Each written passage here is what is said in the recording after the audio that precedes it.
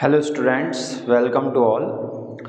देखिए, आज से हम आपकी एक नई सीरीज स्टार्ट कर रहे हैं कंपटीशन एग्ज़ाम्स के लिए। बच्चों की काफ़ी डिमांड आ रही थी कि सर कंपटीशन की क्लासें हमारे लिए अवेलेबल करवाइए आप। तो हम आज से आपके लिए कंपटीशन की क्लासें आज प्रोवाइड करवा रहे हैं और इन क्लासों में जो भी आपका बेसिक है, बेसिक पे बहुत ज़्यादा ध्यान दिया जाएगा। किसी भी टॉपिक के कंसेप्ट पे बहुत ज़्यादा ध्यान दिया जाएगा, क्योंकि बच्चों को सबसे ज़्यादा प्रॉब्लम कंसेप्ट में होती है।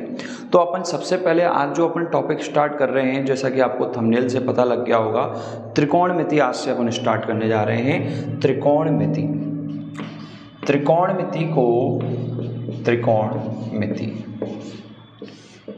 त्रिकोणमिति को इंग्लिश में ट्रिग्नोमेट्री बोला जाता है। ट्रिगोनोमेट्री।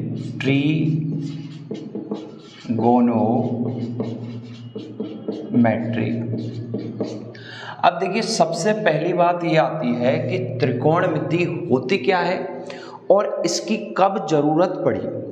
मतलब कोई भी चीज़ है साइंस में या मैथ्स में, वो तब आती है जब उसकी ज़रूरत होती है। ठीक है सर। जैसे हम कहें कि लाइट है, तो लाइट की कब ज़रूरत पड़ी? जब लाइट को के बारे में सोचा गया कि सूर्य के प्रकाश के अलावा ऐसी कौन सी चीज़ है जो हमें उजाला दे सकती है।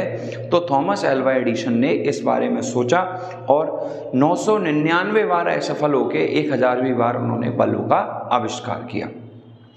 अब बात ये आती है कि सर त्रिकोणमिति की ज़रूरत क्या पड़ी, किसने इसके बारे में सोचा। जैसे मैं आपसे कहूँ कि इस रूम में इसके जो फर्श है यहाँ से और इसका जो लेंटर है या इन दोनों के बीच की डिस्टेंस निकालिए, तो आप बहुत आसानी से निकाल देंगे, कोई दिक्कत नहीं है इसमें। लेकिन यदि मैं आपको कहूँ कि इस पृथ्वी से और सूर्य के बीच की दूरी निकाली है, तो आप निकाल सकते हैं क्या? नहीं निकाल सकते। मतलब कहने का मतलब ये है कि जब दूरी बहुत ज़्यादा हो तो उस स्थिति में हम साधारण माप के द्वारा बीच की दूरी नहीं निकाल सकते। और ये बात कौन सोच रहे हैं? ये बात सोच रहे हैं हमारे इंडियन मैथमेटिशियन जिनका नाम है आर्यभट्ट।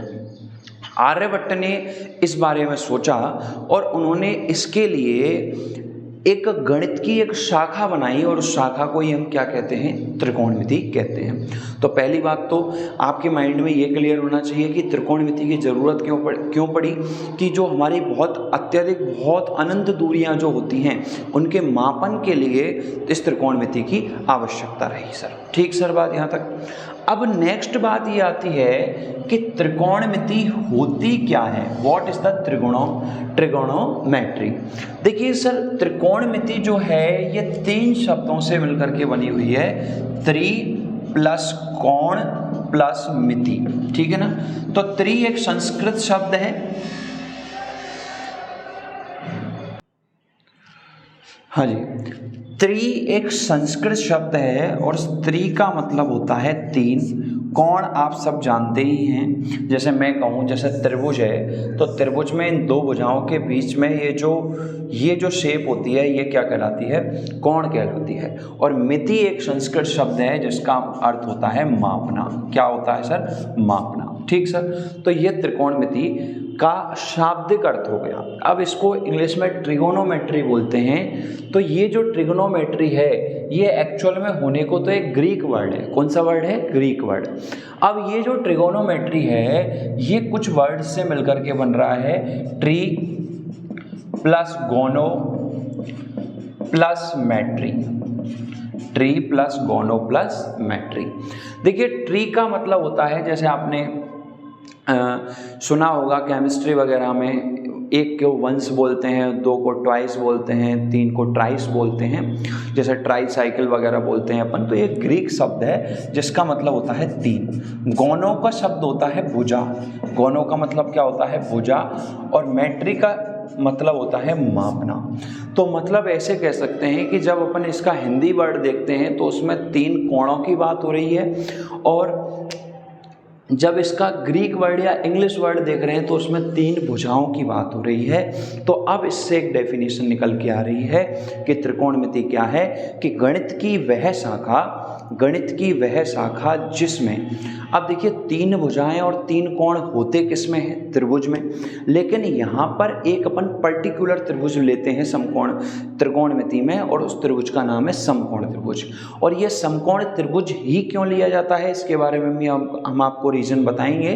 तो पहले मैं आपको एक बार डेफिनेशन क्लियर कर देता हूँ कि त्रिकोणमिति क्या है, कि गणित की वह शाखा जिसमें समकोण त्रिभुज की तीनों भुजाओं और तीनों कोणों के परस्पर संबंध का अध्ययन किया जाता है, तो वो कौन सी क्या कहलाती है? त्रिकोणमिति कहलाती है। तो त्रिकोणमिति क्या हो गई कि गणित की वह शाखा जिसमें समकोण त्रिभुज के, अब ये शब्द निकल के आ रहा है समकोण त्रिभुज, तो आप सब जानते होंगे कि समकोण त्रिभुज एक ऐसा त्रिभुज होता है जिसमें एक कोण कम से कम क्या हो? 90 डिग्री का होता है। तो ये एक समकोण त्रिभुज हो गया ABC।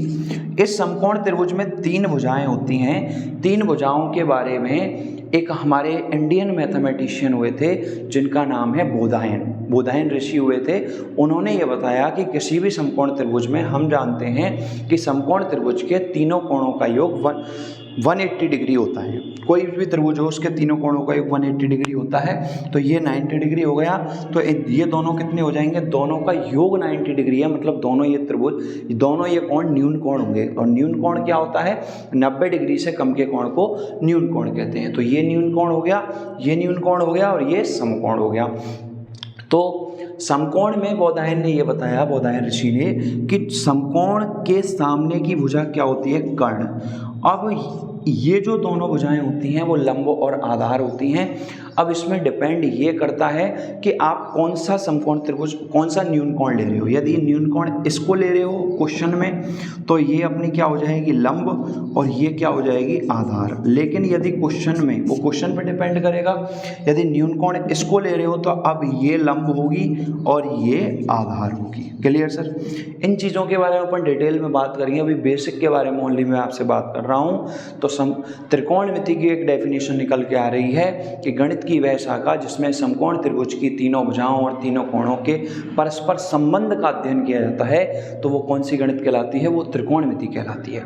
अब संबंध बताने के लिए कुछ आधार भी तो होना चाहिए। जैसे मैं कहूँ कि ये मेरा भाई है, तो ये मेरे से संबंधित हो गया, और उस संबंध का आधार क्या है? भाई। ठीक है ना? ये मेरी सिस्टर है, तो मेरे और इसमें संबंध हो गया किसका? भाई बहन का। तो आधार क्या हो गया? सिस्टर। ठीक है ना? तो इसी प्रकार से जैसे कोई भी कोण है और कोई भी भुजा है, जैसे मान लीजिए ये कोण हो गया और ये दोनों भुजाएं हो गई, तो इनमें मेरे को संबंध बताना है। तो संबंध को बताने के लिए आर्यभट्ट ने 6 आधार दिए, और उन आधारों को अपन त्रिकोणमितीय फलन कह सकते हैं या फिर त्रिकोणमितीय अनुपात कह सकते हैं। तो वो क्या क्या है? वो 6 आधार होते हैं। साइन थीटा, अभी आपको बस ये याद करने हैं, डिटेल में मैं आपको आगे बताऊंगा इनके बारे में।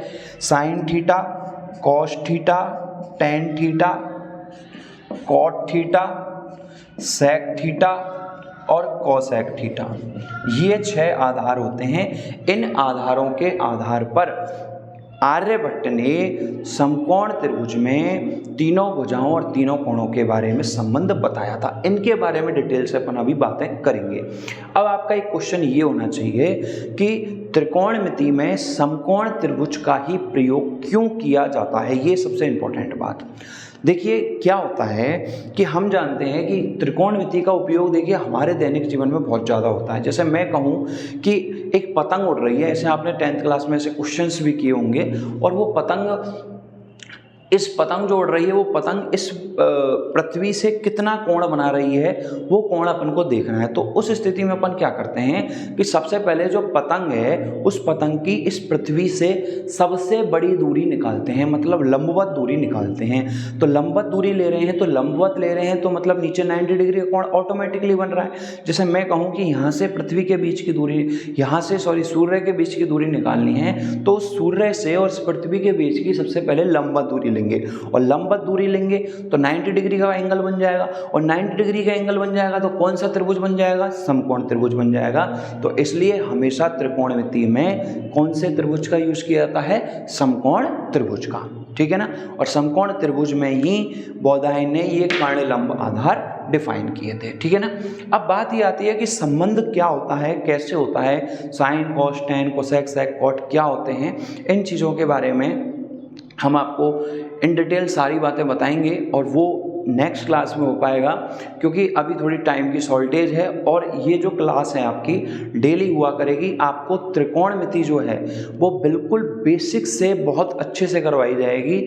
सारे कंपटीशन के एग्ज़ाम हो, कोई भी कंपटीशन का एग्ज़ाम हो जिसमें त्रिकोणमिति आती है, चाहे वो एकेडमिक में 9, 10th, 11th, 12th कोई भी स्टूडेंट हो, सबके लिए ये बेसिक बहुत काम आने वाला है। और एक बहुत ही इंपॉर्टेंट ब्रांच होती है मैथ की त्रिकोणमिति, तो इसके बारे में कंप्लीट आपको बताया जाएगा। तो आप हमारे साथ लगातार कंटिन्यू बने रहें, डेली आपको एक क्लास मिला करेगी और जल्दी से जल्दी हम लाइव क्लास का भी शेड्यूल आपके लिए लेके आ रहे हैं। और जो हमारा कंपटीशन का ऑफलाइन बैच है, स्टूडेंट्स की डिमांड पे बहुत ही जल्दी हम स्टार्ट करने वाले हैं। तो जो भी स्टूडेंट मैथ्स रीजनिंग के लिए ऑफलाइन कनेक्ट होना चाहता है कंपटीशन एग्ज़ाम्स के लिए, तो वो भी कनेक्ट हो सकता है। और साथ ही हमारे 11th, 12th, BSc, MSc के क्लासिक के कोर्स भी चल रहे हैं मैथ्स में।